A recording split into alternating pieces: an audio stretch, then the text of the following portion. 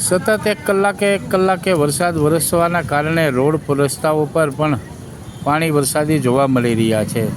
શહેર હોય તેમજ ગ્રામ્ય વિસ્તાર હોય, જ્યાં જુઓ ત્યાં વરસાદી માહોલ જોવા મળી રહ્યો છે। વરસાદી માહોલના કારણે અનેક પ્રકારની હાલાકી ભોગવવાના વારા આવતા હોય છે।